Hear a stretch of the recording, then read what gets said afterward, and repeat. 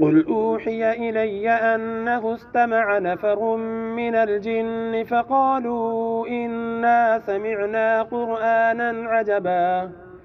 يهدي إلى الرشد فآمنا به ولن نشرك بربنا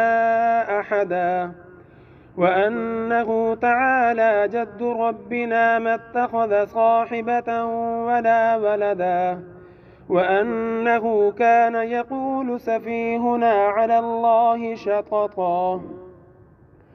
وأنا ظننا أن لن تقول الإنس والجن على الله كذبا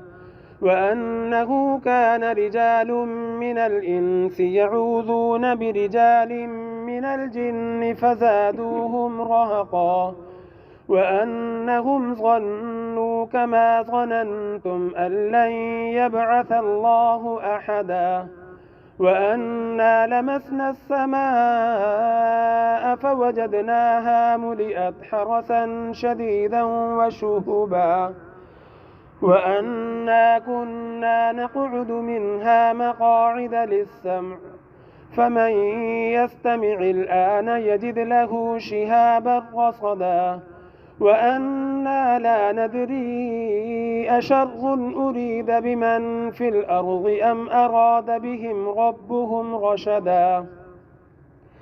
وأنا منا الصالحون ومنا دون ذلك كنا طرائق قددا وأنا ظننا أن لن نعجز الله في الأرض ولن نعجزه هربا وأنا لما سمعنا الهدى آمنا به فمن يؤمن بربه فلا يخاف بخسا ولا رهقا وأنا منا المسلمون ومنا القاسطون فمن أسلم فأولئك تحروا رشدا وأما القاسطون فكانوا لجهنم حطبا وأن لو استقاموا على الطريقة لأسقيناهم ماء غدقا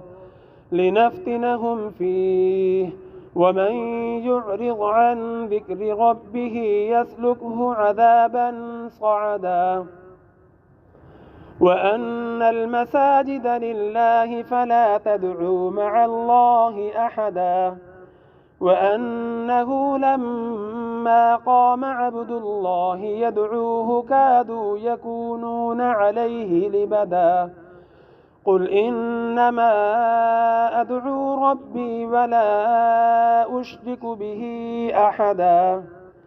قل إني لا أملك لكم ضرا ولا رشدا قل إني لن يجيرني من الله أحد ولن أجد من دونه ملتحدا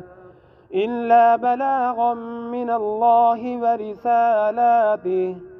ومن يعص الله ورسوله فإن له نار جهنم خالدين فيها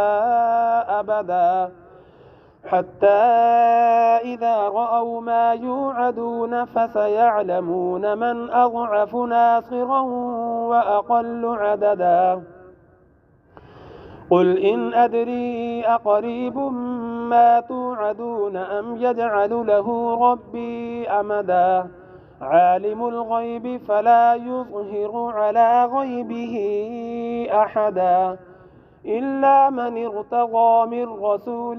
فإنه يسلك من بين يديه ومن خلفه رصدا ليعلم أن قد أبلغوا رسالات ربهم وأحاط بما لديهم وأحصى كل شيء عددا